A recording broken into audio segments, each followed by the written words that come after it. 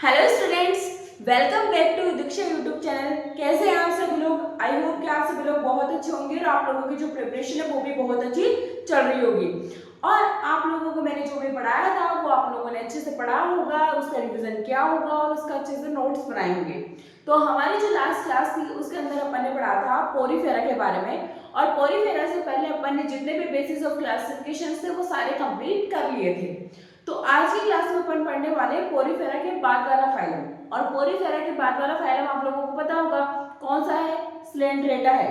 तो आज की क्लास में अपन पढ़ने वाले स्लेंट्रेटा के बारे में, और कंप्लीट स्लेंट्रेटा अपन पढ़ने वाले स्टार्टिंग से विद एग्जांपल, सब कुछ चीज डिटेल में अपन पढ़ने वाले हैं। तो आइए अपन पढ़ते हैं स्लेंट्रेटा की तरफ। स्लेंट्रेटा स्लेंट्रेटा और देखिए इसी स्लेंट्रेटा का दूसरा नाम भी मैंने आपको बताया था, और इसका दूसरा नाम था निडेरिया। क्या नाम था? निडेरिया।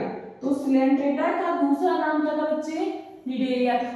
अब सबसे पहले तो मैंने आपको हमेशा बताया था, चाहे वो चैप्टर ही क्यों ना हो, चाहे कोई भी हेडिंग हो, मैंने आपको बताया था कि सबसे पहले तो हमें उस हेडिंग का मीनिंग पता होना चाहिए। तो हम यहाँ देखेंगे कि ये जो स्लेंट्रेटा मैंने आपको करवाया है, इस स्लेंट्रेटा में ये स्लेंट्रेटा नाम कहाँ से आया और इसे स्लेंट्रेटा को हम निडेरिया क्यों कह रहे हैं, तो ये भी मैं आपको बताने वाली हूँ। तो हमने इसका नाम स्लेंट्रेटा क्यों रखा? क्योंकि बच्चे इसके पास एक गैस्ट्रोवेस्कुलर कैविटी प्रेजेंट है। गैस्ट्रोवेस्कुलर कैविटी जो है वो प्रेजेंट है, और इस गैस्ट्रोवेस्कुलर कैविटी को अपन क्या बोलते हैं? स्लेंट्रोन। क्या बोलेंगे इसको? स्लेंट्रोन। तो गैस्ट्रोवेस्कुलर कैविटी स्लेंट्रोन इसके पास प्रेजेंट है, इसी वजह से हमने इसका नाम क्या रखा है? स्लेंट्रेटा नाम रखा है। क्लियर है? और देखिए हमने इसका नाम निडेरिया क्यों रखा है? क्योंकि इसके पास नीडोसाइट, या फिर इसी नीडोसाइट को अपन क्या बोलते हैं? नीडोब्लास्ट। तो इसके पास एक अच्छी सी प्यारी सी सेल्स होती है, एक स्पेशल टाइप की सेल होती है जिसको अपन बोलेंगे नीडोसाइट या नीडोब्लास्ट। तो इस नीडोसाइट और नीडोब्लास्ट के प्रेजेंट होने की वजह से हमने इसका नाम क्या रखा है? निडेरिया। तो आप लोगों को इसके मीनिंग पता चल गए होंगे कि हमने इसका स्लेंट्रेटा नाम स्लेंट्रेटा इसीलिए रखा है क्योंकि इसके पास गैस्ट्रोवेस्कुलर कैविटी होती है जिसे अपन स्लेंट्रोन बोलते हैं, इसीलिए हम इसका नाम क्या रखते हैं? स्लेंट्रेटा। और दूसरी चीज, इसके पास एक स्पेशल टाइप की सेल होती है जिसको अपन बोलते हैं नीडोब्लास्ट या नीडोसाइट, तो इसीलिए अपन इसको क्या बोलते हैं? निडेरिया भी बोलते हैं। तो क्या मैं सबसे पहले आपको ये गैस्ट्रोवेस्कुलर कैविटी दिखा दूं सबसे पहले आपको मैं, ठीक है? तो यहाँ पे मैं एक बार है ना हाइड्रा का डायग्राम बना के बताती हूँ आपको। एक सिंपल सा अपन हाइड्रा का डायग्राम यहाँ बना रहे हैं, और मैं ये देख रही हूँ कि ये जो है वो इस हाइड्रा के क्या है? टेंटिकल्स है। क्या है बच्चे? ये टेंटिकल्स है। तो सबसे पहले तो मैं यहाँ लिख देती हूँ कि ये मैंने जो डायग्राम बनाया है बेटा, वो किसका डायग्राम है? हाइड्रा का डायग्राम है। अब इस हाइड्रा के अंदर ध्यान रखना कि ये जो स्ट्रक्चर प्रेजेंट है ऊपर की तरफ, तो इसको अपन क्या बोलेंगे? इनको अपन बोलेंगे टेंटिकल्स। क्या बोलेंगे? इनको अपन टेंटिकल्स बोलेंगे। और इस पार्ट को अपन, ये इसकी क्या बच्चे? बॉडी है। और ये ध्यान रखना यहाँ पर नीचे की तरफ क्या होती है? इसकी बेसल डिस्क या बेसल प्लेट भी अपन बोल सकते हैं, यानी कि इसका बेस है। ठीक है? क्या है? इसका बेस है। तो इसका जो बेस पे प्लेट प्रेजेंट है, बेसल डिस्क अपन इसको बोलते हैं, देन ये इसकी बॉडी है, और देन इसके ये टेंटिकल्स है। तो इस वाले एरिया को, ये वाला जो एरिया है, इसको अपन क्या बोलते हैं? हाइपोस्टोम। और इस टर्म से समझ गए होंगे ऐसा एरिया जहां पे क्या प्रेजेंट है? माउथ। मैंने पिछली क्लास में भी आपको बताया था जहां पे भी स्टोम वर्ड आता है उसका मतलब क्या होगा? माउथ। तो देखो यहाँ पर ये जो हाइपोस्टोम है वहां पर किसकी ओपनिंग होगी? माउथ की ओपनिंग होगी। किसकी ओपनिंग हो रही है यहाँ पे? माउथ की ओपनिंग होती है। और ये माउथ एक कैविटी के अंदर खुलता है। इस कैविटी को अपन क्या बोलेंगे बच्चे? इस कैविटी को अपन बोलेंगे गैस्ट्रोवेस्कुलर कैविटी या स्लेंट्रोन बोलेंगे। क्या बोलेंगे? स्लेंट्रोन। तो हमने जो हाइड्रा का डायग्राम बनाया है उसमें पहले तो मैंने आपको इसकी पूरी बॉडी शो कर दी है कि इसके पास टेंटिकल्स प्रेजेंट होंगे, देन इसकी कंप्लीट बॉडी होगी, एंड देन इसके पास क्या होगी, एक डिस्क प्रेजेंट होगी जिसको अपन क्या बोलेंगे, बेसल डिस्क। और फिर देन उसके बाद मैंने देखा कि टेंटिकल्स जो एरिया है वो कहाँ से टेंटिकल्स निकल रहे हैं, हाइपोस्टोम से, और इसी हाइपोस्टोम में क्या प्रेजेंट होगा, माउथ प्रेजेंट होगा। और ये माउथ, इसी माउथ के अंदर कौन ओपन होती है, एक कैविटी ओपन होती है जिसको अपन गैस्ट्रोवेस्कुलर कैविटी बोलते हैं, या इसी को अपन सिलेंट्रोल बोलते हैं। तो इसीलिए हमने इसका नाम क्या रखा बच्चे, सिलेंट्रेटा रखा है, ठीक है, ओके। अब ये जो टेंटिकल्स है, यही जो बॉडी है, ये जो बेसल डिस्क है, ये कंप्लीट एक ऑर्गेनिज्म का फॉर्मेशन कर रही है, कंप्लीट एक सिलेंट्रेटा के ऑर्गेनिज्म का फॉर्मेशन कर रही है। तो ये नीडोब्लास्ट या नीडोसाइट होती कहाँ है बेटा, ध्यान रखना, नीडोब्लास्ट या नीडोसाइट होती कहाँ है। अगर मैं इस हाइड्रा की बात करूं तो कहाँ पे प्रेजेंट होगी, टेंटिकल्स पे, कहाँ प्रेजेंट होगी, ऑन टेंटिकल्स और बॉडी। बट ध्यान रखना, इस हाइड्रा में ये जो बेसल डिस्क है, जो बेसल प्लेट है, वहां पर ध्यान रखना नीडोब्लास्ट या नीडोसाइट नहीं होती है। तो ध्यान रखना, डू नॉट प्रेजेंट ऑन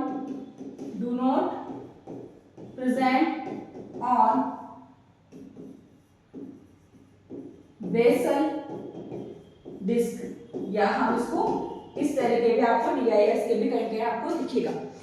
तो ध्यान रखना मेरी बात अच्छे से, मैं बताऊंगी इसका भी पूरा डायग्राम बना के आपको, पर इतना मैंने इसकी वजह से बताया है कि इस तरीके से ये जो अपनी येलो कलर से बना देती हूँ, येलो नहीं, मैं इसमें ब्लू कलर यूज कर रही हूँ। तो यहाँ पे जो अपनी नीडोब्लास्ट या नीडोसाइट है वो इस तरीके से इन टेंटिकल्स में प्रेजेंट होगी। कहाँ प्रेजेंट होगी बेटा, टेंटिकल्स में प्रेजेंट होगी। तो मैंने हल्का हल्का ये डायग्राम इस पे ये अपने नीडोब्लास्ट या नीडोसाइट इस तरीके से बना दिए हैं, ठीक है। तो इस तरीके से अपने टेंटिकल्स पे प्रेजेंट होगी कौन, और इस तरीके से अपनी बॉडी पे कौन प्रेजेंट होगी, नीडोब्लास्ट या नीडोसाइट प्रेजेंट होगी, नीडोब्लास्ट या नीडोसाइट प्रेजेंट होगी, ठीक है। क्या मैं आपको अब नीडोब्लास्ट या नीडोसाइट का डायग्राम बना दूं, ओके। चलिए हम क्या पढ़ रहे हैं, हम पढ़ रहे हैं यहाँ पे नीडोब्लास्ट या फिर नीडोसाइट। जस्ट मैंने आपको जस्ट अभी बताया कहाँ प्रेजेंट है, प्रेजेंट ऑन टेंटिकल्स और present on body. But exception क्या है बच्चे, एक्सेप्शन आपको बताया बेसल डिस्क। तो इसके बेस पर जो बेसल डिस्क है वहां पर कौन प्रेजेंट नहीं होता है, वहां पर अपनी नीडोब्लास्ट या नीडोसाइट प्रेजेंट नहीं होती है, ओके। अब और क्या याद रखना है, ये याद रखना है, इट कंटेन्स, अभी बताऊंगी, इट कंटेन्स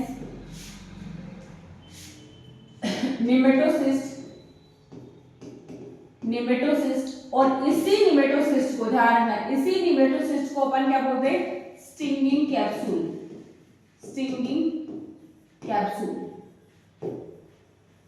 ठीक है, स्टिंगिंग कैप्सूल, ठीक है। अच्छा देखते हैं इसका डायग्राम, एनसीईआरटी में वैसे डायग्राम दे रखा है तो आप वहां से भी देख सकते हो, बट यहाँ पे मैं आपको बना करके बताऊंगी। तो सिंपल सा एक डायग्राम अपन देखते हैं कुछ इस तरीके से। तो हर सेल में देखो अपने पास, अगर अपन है, हम भी एनिमल है, ये भी एनिमल है, तो एनिमल्स के अंदर सेल वॉल तो प्रेजेंट नहीं होती है। तो अगर सेल वॉल प्रेजेंट नहीं है तो सबसे बाहर की तरफ क्या प्रेजेंट होगी, सेल मेम्ब्रेन प्रेजेंट होगी, या इसी को अपन प्लाज्मा मेम्ब्रेन भी बोल सकते हैं। तो वहां पे ये जो स्ट्रक्चर बेटा वो प्लाज्मा मेम्ब्रेन बोल दो इसको, या इसको आप सेल मेम्ब्रेन भी बोल सकते हो, ठीक है, ओके। यहीं से इस तरीके की स्ट्रक्चर निकली हुई है और इसको अपन नीडोसेल बोलते हैं। देन फिर ध्यान रखना, इसी के अंदर मैंने जस्ट आपको बताया, इसी के अंदर क्या प्रेजेंट होगा, इसी के अंदर क्या प्रेजेंट होगा, मैं पहले इस तरीके से फनल बनाऊंगी, देन मैं आपको बता रही हूँ इसके अंदर क्या होती है, निमेटोसिस्ट। तो ये देखो, ये कंप्लीट जो सेल बनाई है वो किसकी, नीडोब्लास्ट या नीडोसाइट की। इसके अंदर जो मैं बना रही हूँ ये वाली, इसको अपन क्या बोलेंगे, इसको अपन बोलेंगे निमेटोसिस्ट, या फिर अपन क्या बोलेंगे इसको, stinging capsule, stinging capsule. Clear? Okay. फिर ये जो स्ट्रक्चर है उसको अपन क्या बोलेंगे? Funnel, funnel like structure. फिर ध्यान रखना ये जो है, ये जो बाहर निकला हुआ है बेटा उसको अपन बोलेंगे निडोसिल। क्या है? निडोसिल। आगे में काम करनी है बट फिर भी आप ध्यान रख सकते हो इसको निडोसिल बोलते हैं। यहीं से एक थ्रेड लाइक स्ट्रक्चर निकलती है, एक ट्यूब लाइक स्ट्रक्चर इस तरीके से। तो इसको अपन क्या बोलते हैं?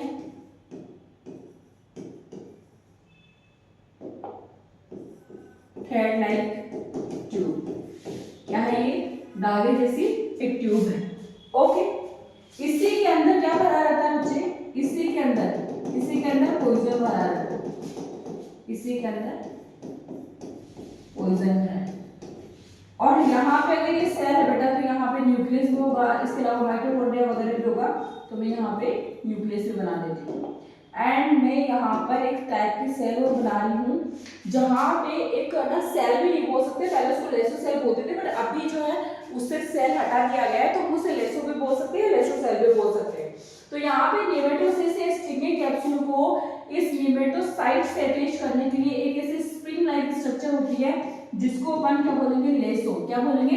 लेसो। तो इसको पहले सेल बोला जाता था, लेसो सेल, लेकिन अभी हम इसको लेसो बोलते हैं। ठीक है? तो ये अपनी जो किसका डायग्राम है? ये अपना निडोब्लास्ट एंड निडोसाइट का डायग्राम है। इस डायग्राम के अंदर ये जो आपको ब्लू कलर से दिख रहा है ना, ये इसकी पूरी कंप्लीट प्लाज्मा मेम्ब्रेन है। इस प्लाज्मा मेम्ब्रेन के अंदर जैसे आप इस सेल के अंदर जाओगे तो आपको नेमेटोसिस से स्टिंगिंग कैप्सूल मिलेगा।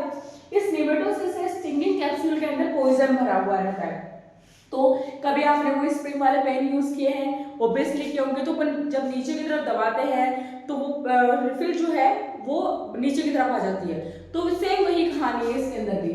ध्यान रखना जब भी इसके पास कोई इसका शिकारी होगा या इसका कोई दुश्मन होगा, एनिमी होगा जिसको ये मारना चाहेगा या अगर शिकार करना चाहेगा तो अनदर ऑर्गेनिज्म को ये बेहोश करना चाहेगा। तो यहाँ पे ध्यान रखना उसको बेहोश करने के लिए इस पॉइजन को बाहर निकालना पड़ेगा। तो पहले ये जो स्प्रिंग होती है इस नेमेटोसिस्ट को नीचे की तरफ छोड़ती है और नीचे की तरफ खींचती है और खींचने के बाद फिर एकदम से जब छोड़ती है तो आपने कभी यूज किया होगा वो इस तरीके से बाण वगैरह चलाते हैं तो पहले तो अपन पीछे की तरफ खींचते हैं फिर एकदम से छोड़ते हैं उसे तो वो आगे की तरफ गिरती है। सेम वही कहानी है। तो ये जो लेसो होती है वो नेमेटोसिस्ट को अंदर की तरफ खींचता है और जब ये एकदम से इसे छोड़ेगा तो इसके अंदर जो पॉइजन भरा हुआ है वो इस थ्रेड लाइक ट्यूब की हेल्प से बाहर निकलेगा। जब ये पॉइजन बाहर निकलेगा बेटा तो उसके बाद जब ये किसी भी प्रे के ऊपर गिरेगा, इसके एनिमी के ऊपर गिरेगा तो उसके बाद क्या करता है वो बेहोश हो जाएगा। तो ये अपने आप को डिफेंस भी कर सकता है और साथ ही साथ प्रे को कैप्चर भी कर सकता है। ठीक है? अगर इसको खाना वगैरह खाना है तो ये उसको एज ए फूड भी यूज कर सकता है। तो यहाँ पे ध्यान रखना ये इसके फंक्शन होते हैं। तो मैं इसके फंक्शंस भी आपको लिखवा देती हूँ। इसके फंक्शन क्या है? फंक्शन क्या है इसका बेटा? इसका है फंक्शन होता है एंकरेज में हेल्प करता है, ठीक है, डिफेंस में हेल्प करता है और प्रे को कैप्चर करने में, कैप्चर ऑफ प्रे, ठीक है, तो प्रे को कैप्चर करने के लिए ये हेल्प करता है। तो ये बहुत इंपॉर्टेंट चीज है। तो ध्यान रखना यहाँ से इस चीज से बाहर आपके पेपर में नहीं आएगा। इन्हीं चीजों को आप डिटेल में ध्यान रख लेना, थोड़ा सा इसका डायग्राम ध्यान रख लेना, कभी काम आएगा आपके। इसके अलावा यहाँ पर ध्यान रखना कि ये जो निडोब्लास्ट है निडोसाइट्स है वो कहाँ प्रेजेंट होते हैं? टेंटिकल्स में भी होते हैं, बॉडी पे होते हैं, पर ये बेसल डिस्क पे नहीं होते हैं। इसके अंदर निमेटोसिस्ट होती है, स्टिंगिंग कैप्सूल होते हैं। कभी कभी बच्चा क्या सोचता है निमेटोसिस्ट के अंदर निडोसाइट होती है, बट ऐसा नहीं है। निडोसाइट के अंदर निमेटोसिस्ट है और इसके अंदर क्या प्रेजेंट होता है मैंने बता दिया आपको, पॉइजन प्रेजेंट होगा। क्या प्रेजेंट होगा? पॉइजन प्रेजेंट होगा। तो इस तरीके से जो बहुत इंपॉर्टेंट बातें थी ना इस फाइलम से रिलेटेड वो अपन ने कर ली है। इसके नाम को हमने आइडेंटिफाई कर लिया और नाम को आइडेंटिफाई करने के चक्कर में अपन ने आधा फाइलम पढ़ लिया है। अब कुछ बेसिक चीजें अपन पढ़ने वाले हैं और ये सबसे इंपॉर्टेंट बातें जो है मैंने आपको बता दी है। तो बेसिक चीजें अब अपन इसकी स्टार्ट करेंगे कि ये कैसा होता है कैसा नहीं होता है। तो देखिए ये भी कैसा होता है? एक्वेटिक। जैसे अपने पोरीफेरस थे ना वो कैसे थे? एक्वेटिक थे। तो ये भी एक्वेटिक है। वो भी मोस्टली मैराइन थे, ये भी फिलेंट्रेट्स भी कैसे हैं? मोस्टली मैराइन है, मोस्टली मैराइन वाटर में होते हैं। इसके अलावा फ्यू कहाँ होंगे बच्चे, फ्यू फ्रेश वाटर में, FF पहले भी बताया था MMFF, तो मोस्टली मैराइन वाटर में होंगे एंड फ्यू किस में होंगे, फ्रेश वाटर के अंदर होंगे। और ध्यान रखिएगा फ्रेश वाटर पॉलिप, अरे बताऊंगी पॉलिप कैसा होता है, हाइड्रा, हाइड्रा इसका एग्जांपल। फ्रेश वाटर के अंदर कौन सा सिलेंडर रहेगा, ये हाइड्रा रहेगा। और हाइड्रा का दूसरा नाम क्या है बेटा, फ्रेश वाटर पॉलिप, क्या रहेगा, फ्रेश वाटर पॉलिप इसका नाम रहेगा, ठीक है। इसके अलावा देखना ये सिसाइल भी हो सकते हैं, मतलब ये एक जगह रह भी सकते हैं, फ्री लिविंग नहीं होते, लोकोमोशन इसमें नहीं होता, एंड ये फ्री स्विमिंग भी कर सकते हैं, तो फ्रीली स्विमिंग भी कर सकते हैं, ये ध्यान रखना। तो ये सिसाइल मिलेंगे आपको जो एक जगह पर स्थिर रहेंगे, और ये आपको फ्री स्विमिंग करने वाले भी मिलेंगे। फिर ध्यान रखना ये सॉलिटरी भी होंगे, मतलब अकेले भी रह सकते हैं, और एक ग्रुप बना करके या कॉलोनियल बना करके भी रह सकते हैं, तो ये कॉलोनियल भी हो सकते हैं। तो यहाँ पे कोई सिंगल चीज तो है नहीं जो आपको पर्टिकुलर ध्यान रखनी है, यहाँ पे डबल डबल चीजें हैं, तो कंफ्यूजन की बिल्कुल जरूरत ही नहीं है। ये मोस्टली मैराइन में होंगे, फ्यू फ्रेश वाटर में होंगे, दोनों जगह प्रेजेंट होंगे। फ्यू फ्रेश वाटर के एग्जाम्पल है हाइड्रा, यानी कि हाइड्रा को अपन क्या बोलते हैं, फ्रेश वाटर पॉलिप भी बोलेंगे। बेटा ये सिसाइल भी हो सकते हैं और फ्रीली स्विमिंग करने वाले भी हो सकते हैं। ये सॉलिटरी मतलब अकेले भी रह सकते हैं, ये अकेले भी रह सकते हैं, और ये इस तरीके से कॉलोनी या ग्रुप बनाकर भी रह सकते हैं। ध्यान रखना है इस चीज को, ठीक है। और क्या बातें ध्यान रख सकते हैं अपन इसके अंदर, तो और चीजें ध्यान रखना, जैसे मैं आपको बता दिया गैस्ट्रोवेस्कुलर कैविटी जो है वो उसके ओपनिंग माउथ में होती है, और माउथ का प्रेजेंट होगा हाइपोस्टर्म के अंदर। एक और चीज आपकी एनसीईआरटी में दे रखी है कि जो सम ऑफ निडेरियंस होंगे, और निडेरियंस के अंदर कौन से, कुछ निडेरियंस कौन से, बेटा उसके एग्जांपल दे रखे कोरल, कोरल्स। और कोरल कौन होते हैं बेटा, पोलिप होते हैं। कौन से होते हैं, पोलिप। तो जो पोलिप्स होते हैं उनका जो स्केलेटन होगा वो किसका बना होगा, कैल्शियम कार्बोनेट का। इसलिए ये जब मतलब ओशन के अंदर होंगे या फ्रेश वाटर के अंदर होंगे, तो जब ये डेड हो जाते हैं, जब मर जाते हैं, तो नीचे की तरफ जाकर के, नीचे की तरफ सरफेस पे जाकर के इकट्ठे हो जाते हैं, तो बहुत सुंदर सुंदर स्ट्रक्चर बनती है इसकी। तो बहुत सुंदर सुंदर स्ट्रक्चर बनाते हैं कौन है, पोलिप बनाते हैं, कोरल्स बनाते हैं। और इसका एक्सोस्केलेटन किसका बना है बेटा, ये बना होता है कैल्शियम कार्बोनेट का। तो स्केलेटल सिस्टम इसका कैल्शियम कार्बोनेट की वजह बना होने की वजह से नीचे की तरफ जाकर के इकट्ठा हो जाएगा और सुंदर सुंदर से स्ट्रक्चर बनाएगा। अब इसमें बहुत खास बात है, ये एक जैसे नहीं रह सकते, ये दो फॉर्म में प्रेजेंट होंगे, मतलब जो सिलेंट्रेट्स है वो टू फॉर्म्स में प्रेजेंट होते हैं, और दो फॉर्म में प्रेजेंट होने की वजह से हम इन्हें डाइमॉर्फिक भी कहते हैं। एक इसकी फॉर्म होगी पॉलिप, जो पोल जैसी होगी, खंबे जैसी होगी, है ना। और थोड़ी सी याद करो, अगर ये पॉलिप है, खंबे जैसे स्ट्रक्चर है, तो खंबा एक जगह रहेगा। अब खंबा एक जगह रहेगा तो मतलब क्या होगा, सिसाइल होगा, वो एसेक्सुअल रिप्रोडक्शन करेगा। इसके अलावा वहां पर ध्यान रखना उसके पास कोई बैलेंसिंग ऑर्गन नहीं होगा। दूसरा जो अपना फॉर्म होगा वो है मेडूसा। तो मेडूसा कैसे होते हैं, अम्ब्रेला लाइक होते हैं। अब अम्ब्रेला लाइक क्या होता है, अम्ब्रेला तो मूव कर सकता है, तो अम्ब्रेला लाइक जो मेडूसा होते हैं वो फ्रीली स्विमिंग कर सकते हैं, वो सेक्सुअल रिप्रोडक्शन कर सकते हैं, और उनके पास बैलेंसिंग ऑर्गन भी होता है। तो यहाँ पर इस तरीके से टू फॉर्म्स होती है किसकी, सिलेंट्रेट्स की। तो आइए अपन देखते हैं टू फॉर्म्स को। तो ध्यान रखना टू फॉर्म्स होती है इनकी, किसकी, सिलेंट्रेट्स की टू फॉर्म्स होती है, और टू फॉर्म्स होने की वजह से हम इनको क्या बोलते हैं, डाइमॉर्फिक भी बोलेंगे। क्या बोलेंगे, डाइमॉर्फिक भी। अब पहला तो आप लोगों को अभी आइडिया होगा पोलिप। तो पोलिप क्या होता है, पोल जैसा जो एक ही जगह रहेगा। मेडूसा कैसा होता है, अम्ब्रेला जैसा जो कहीं भी चला जा सकता है। तो यहाँ पर ध्यान रखना ये है अपना पोलिप, और सेकंड फॉर्म है अपनी मेडूसा, सेकंड फॉर्म अपनी मेडूसा। तो पोलिप जस्ट अभी मैंने पोलिप बनाया है, याद हो आपको पोलिप कैसा हुआ, इस तरीके का हुआ। तो पोलिप कौन था, हाइड्रा पोलिप था। तो पोलिप कैसा होगा, पोल लाइक। और पोल कैसा कैसा दिख रहा है, ये बिल्कुल गोल सा दिख रहा है आपको, सिलेंड्रिकल जैसा दिख रहा है। तो यहाँ पे जो पोल है वो कैसा है, सिलेंड्रिकल है। तो आइए अपन देखते हैं सबसे पहले ये कैसा है, सिलेंड्रिकल है। अब पोल है ना, मूवमेंट तो करेगा नहीं, तो पोल कैसा होगा, पोलिप कैसे होंगे, सिसाइल होंगे। अगर सिसाइल है ये तो ये सेक्सुअल रिप्रोडक्शन कर ही नहीं पाएंगे क्योंकि इनके गैमेट ट्रांसफर हो नहीं पाएंगे आगे, ये मूव नहीं कर पाएंगे तो गैमेट को नहीं लेके जा सकते हैं। तो इनके पास जो रिप्रोडक्शन होता है वो कैसा होगा, एसेक्सुअल रिप्रोडक्शन। कैसा होगा इनमें, एसेक्सुअल रिप्रोडक्शन होगा। कैसा रिप्रोडक्शन होगा, एसेक्सुअल रिप्रोडक्शन होगा। और अगर ये एक ही जगह है, सिसाइल है, एसेक्सुअल रिप्रोडक्शन कर रहे हैं, तो इनको बैलेंसिंग ऑर्गन की जरूरत नहीं है। मान लीजिए आप घर पे बैठे हैं, कोई बैठा है तो उसको इतना बैलेंस करने की जरूरत नहीं है, पर मैं चल रही हूँ, मैं फ्रीली चल रही हूँ, है ना, फ्रीली स्विमिंग कर रही हूँ, तो मुझे बैलेंसिंग ऑर्गन की जरूरत पड़ेगी। तो जो पॉलिप है वो एक ही जगह है, सिसाइल है, तो बच्चे इसके पास क्या नहीं होंगे, बैलेंसिंग ऑर्गन नहीं होंगे। तो बैलेंसिंग ऑर्गन क्या होगा, एब्सेंट होगा। बैलेंसिंग ऑर्गन क्या होगा इसका, एब्सेंट। अगर याद करने की तो जरूरत ही नहीं है, पोलिप की चारों बातें ध्यान रख लो, पोल को कंसीडर करके, और इसके जस्ट अपोजिट चीजें यहाँ लिख दो। क्या लिखोगे अपोजिट चीजें, अगर पोल सिलेंड्रिकल जैसा है तो मेडूसा कैसा था बेटा, अम्ब्रेला लाइक था। कैसा था, अम्ब्रेला लाइक था। तो यहाँ पे इस तरीके के मेडूसा होंगे, तो ये कैसा है, अम्ब्रेला लाइक है।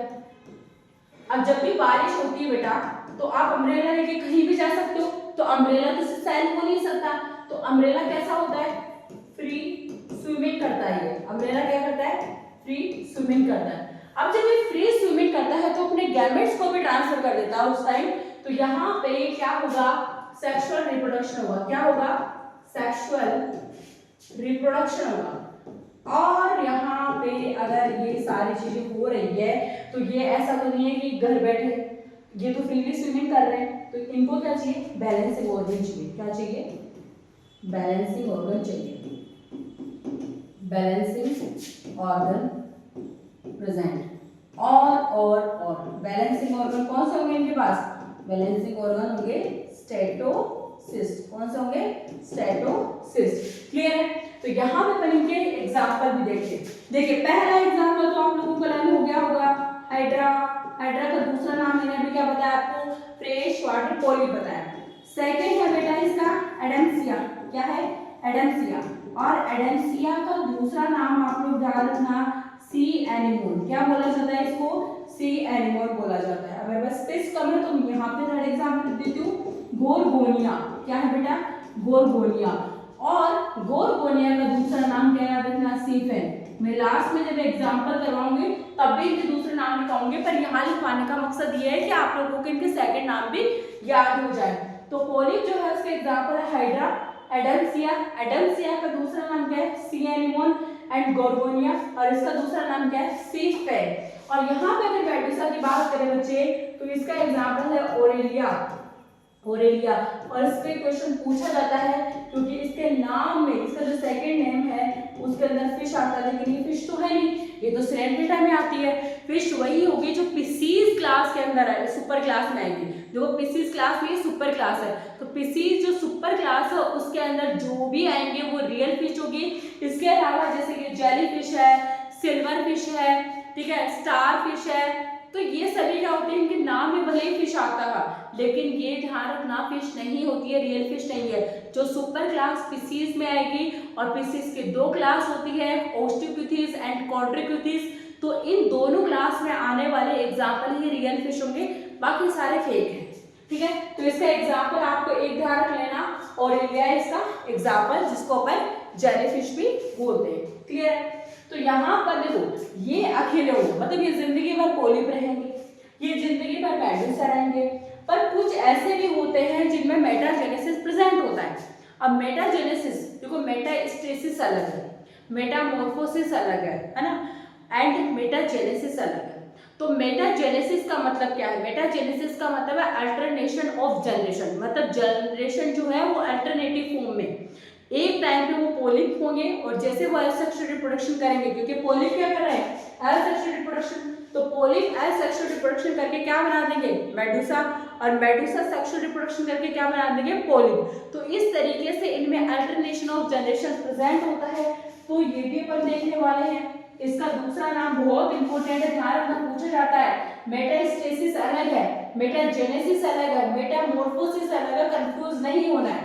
यहाँ जो अपन पढ़ेंगे वो है मेटाजेनेसिस। बाकी की जो चीजें हैं मैं अलग से शॉर्ट वीडियो बना के उनमें आपको जो भी डिफरेंसेस है वो बता दूंगी। यहाँ पे अपन सिर्फ क्या पढ़ेंगे, मेटाजेनेसिस के बारे में पढ़ेंगे। तो मेटाजेनेसिस जो है, उस मेटाजेनेसिस को अपन क्या बोल सकते हैं, अल्टरनेशन ऑफ जनरेशन भी बोल सकते हैं। क्या बोल सकते हैं, अल्टरनेशन ऑफ जनरेशन भी बोल सकते हैं। सिंपल सी है, बहुत सिंपल चीज, इससे सिंपल कुछ नहीं पाएगा। देखिए ये है पोलिप, और ये पोलिप एसेक्सुअल रिप्रोडक्शन से क्या बना रहा है, मेड्यूसा। और मेड्यूसा सेक्सुअल रिप्रोडक्शन से क्या बना रहा है, पोलिप। तो यहाँ पे ध्यान रखना कि जो पोलिप है वो एसेक्सुअल रिप्रोडक्शन करेगा, और मेड्यूसा बनाएगा। एंड मेड्यूसा जो है वो सेक्सुअल रिप्रोडक्शन करेगा और किसका फॉर्मेशन करेगा, पोलिप का फॉर्मेशन करेगा। तो पोलिप से मेड्यूसा, मेड्यूसा से पोलिप, इस तरीके से इनका जीवन चलता जाएगा। इसी को अपन बोलेंगे alternation of generation and metagenesis. और इसके एग्जांपल ध्यान रखना बच्चे, इसके एग्जांपल ध्यान रखना, एनसीईआरटी में इसका एग्जांपल दे रखा है ओबेलिया। और ओबेलिया का दूसरा नाम भी हमें ध्यान रखना है, ओबेलिया का दूसरा नाम क्या होता है, सीफर। क्या होता है, सीफर। और एक और एग्जांपल ध्यान रख लेना बेटा इसका, फाइसेलिया। क्या ध्यान रखोगे, फाइसेलिया। और फाइसेलिया का क्या होता है, Portuguese man of war, Portuguese man of war. तो ध्यान रखना इस चीज को। ये दोनों एग्जांपल, ओबेलिया जो है वो भी किसका है, मेटाजेनेसिस का एग्जांपल है। एंड फाइसेलिया भी किसका एग्जांपल है, मेटाजेनेसिस का एग्जांपल है।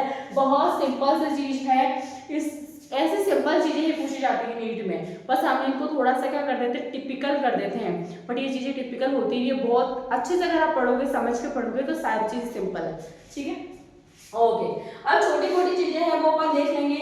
जैसे अपन देखते हैं क्या इसमें डाइजेस्टिव सिस्टम होता है। हाँ बेटा, इसमें डाइजेस्टिव सिस्टम है, डाइजेस्टिव सिस्टम है। और ये चीजें तो मैं आपको कहाँ पढ़ा चुकी हूँ, आपको मैं बेसिस ऑफ क्लासिफिकेशन में छोटी मोटी चीजें सारी पढ़ा चुकी हूँ। तो वो मैं यहाँ पे बार बार टाइम वेस्ट करने के लिए रिपीट नहीं करूंगी, क्योंकि वहां पे अपन ने अगर पढ़ा है तो किसी मकसद से पढ़ा होगा। ठीक है, तो यहाँ पे ध्यान रखना डाइजेस्टिव सिस्टम है, लेकिन आपको याद आ गया होगा कि इनके पास जो डाइजेस्टिव सिस्टम होगा वो कैसा होगा बेटा, इनकम्प्लीट डाइजेस्टिव सिस्टम होगा।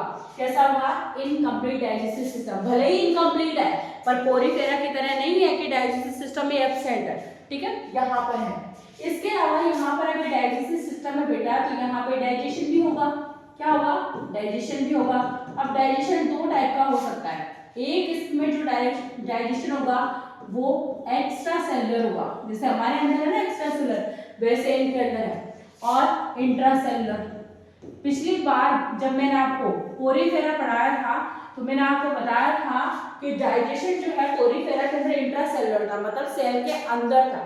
अब यहाँ पे क्या होगा, एक्स्ट्रा सेलुलर के अंदर, जैसे मान लीजिए ये सेल्स है, ये इस तरीके से सेल्स बना दिए मैंने इस तरीके से, ये सारी सेल्स है, ये सारी सेल है, ये सेल्स है। अब जब भी फूड इसके अंदर आया तो फूड का डाइजेशन बाहर ही होगा। फूड का डाइजेशन मतलब फूड जो है वो छोटे छोटे पार्टिकल्स में क्या हो गया है, ब्रेक डाउन हो गया है उसका। एंड जब इसका डाइजेशन हो गया बेटा, तब डाइजेशन होने के बाद क्या हो रहा है, इसका एब्जॉर्प्शन हुआ है। कैसा हुआ है, डाइजेशन होने के बाद इसका एब्जॉर्प्शन हुआ, तो इसको अपन बोलते हैं एक्स्ट्रा सेलुलर, मतलब यहाँ पर सेल के बाहर डाइजेशन हुआ है।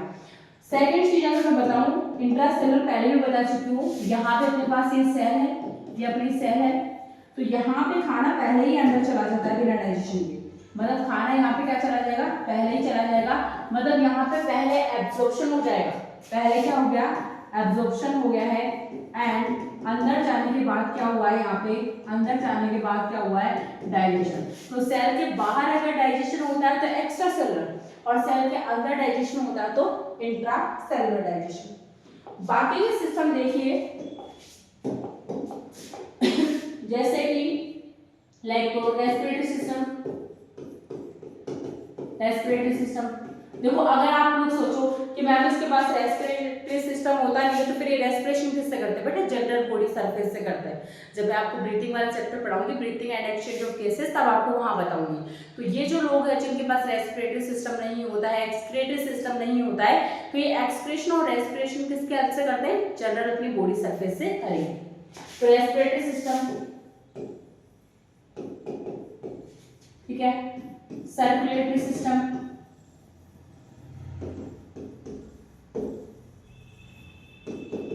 ठीक है, इसके अलावा एक्सक्रीटरी सिस्टम। अभी यहाँ पे मैं नर्वस सिस्टम नहीं लिखूंगी क्योंकि यहाँ पे पहला ऐसा फाइलम है जिसमें नर्वस सिस्टम से रिलेटेड कुछ देखा गया, तो मैं नर्वस सिस्टम नहीं लिखूंगी। मैं लिखूंगी यहाँ पे सिर्फ respiratory system, circulatory system and excretory system. तो ये तीनों सिस्टम बेटा क्या होंगे, एब्सेंट होंगे। क्या होंगे, एब्सेंट। तो ध्यान रखना जो सिलेंड्रेटा है ना तो इसमें रेस्पिरेटरी सिस्टम मिलता है, ना सर्कुलेटरी सिस्टम मिलता है, ना ही एक्सक्रीटरी सिस्टम मिलता है।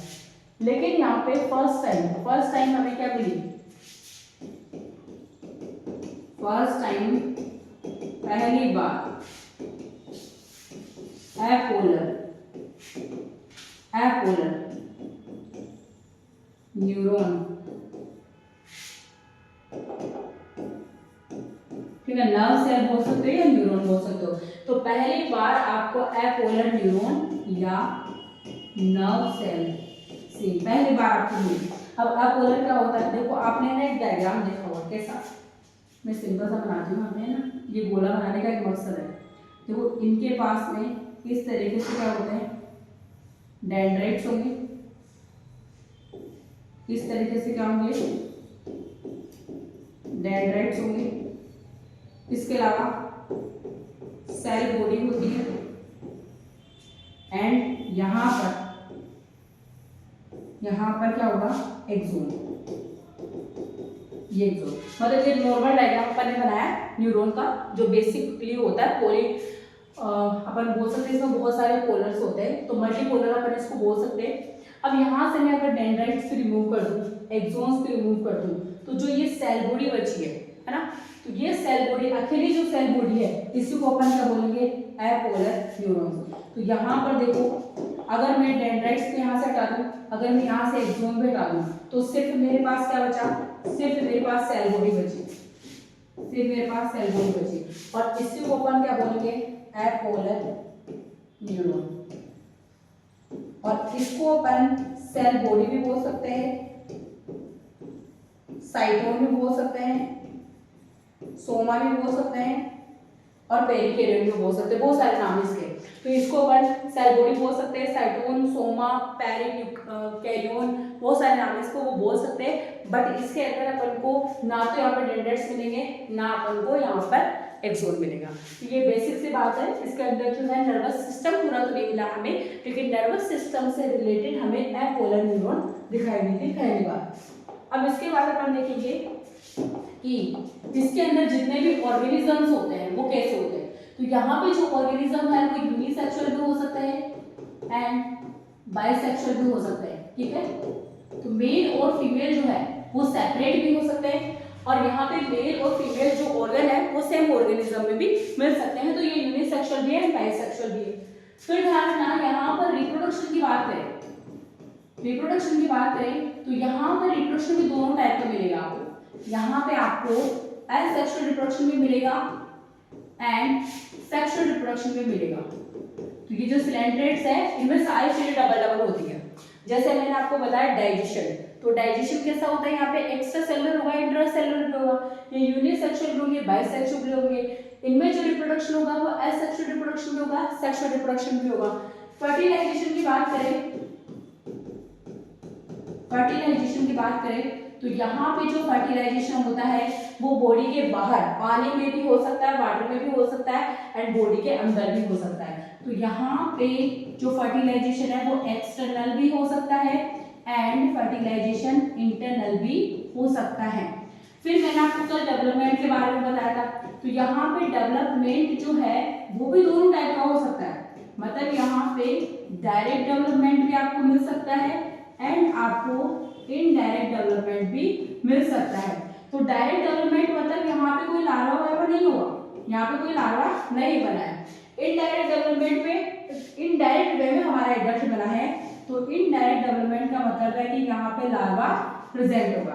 तो ये इसके सारे बेसिक चीजें जो है अपन ने देख ली है। अब सिर्फ इसके एग्जांपल बचे हैं, वो भी अपन देख लेते हैं। इसमें से कुछ एग्जांपल मैंने आपको पढ़ा दिया है, बट यहाँ पे भी मैं आपको लिखूंगी। तो पहला जो अपना एग्जांपल था, थोड़ा सा याद करो, पॉलिप वाले एग्जांपल पहले अपन लिख लेते हैं। तो पॉलिप पे अपन ने सबसे पहले क्या लिखा था, हाइड्रा लिखा था। हाइड्रा का दूसरा नाम क्या होता है, फ्रेश वाटर पॉलिप। हाइड्रा का दूसरा नाम क्या है, फ्रेश वाटर पॉलिप। फिर हमारा सेकंड एग्जांपल क्या है, हमारा सेकंड एग्जांपल है एडमसिया। एडमसिया, और इस एडमसिया का दूसरा नाम होता है सी एनीमोन। एडमसिया का दूसरा नाम है सी एनीमोन। थर्ड नंबर पर अगर एग्जांपल देखें अपन, तो अपन ने पॉलिप में थर्ड एग्जांपल देखा था गोरगोनिया। एंड गोरगोनिया का दूसरा नाम क्या है, सी फैन। फैन की तरह दिखता है, ये समुद्र में लगे हुए फैन की तरह दिखता है, तो हम इसको बोलते हैं सी फैन, किसको, गोरगोनिया को। फिर अपन देखेंगे किसको, ओबेरिया को। तो ओबेरिया का दूसरा नाम क्या है, सी फर। तो फर की तरह दिखता है, तो हम इसको क्या बोलेंगे, सी फर बोलते हैं। फिर अपन देखेंगे फाइसेरिया। फाइसेरिया, फाइसेरिया को अपन पोर्टुगीज मैन ऑफ वार भी बोलते हैं, मैन ऑफ वार भी बोलेंगे।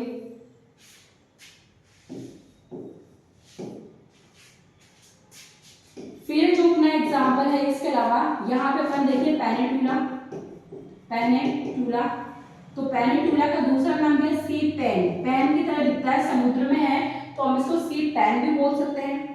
इसके अलावा इसके और एग्जांपल है, जैसे कि ओरेलिया। ओरेलिया का दूसरा नाम अपन ने क्या देखा था, जेलीफिश। ओरेलिया का दूसरा नाम अपन ने क्या देखा था, जेलीफिश।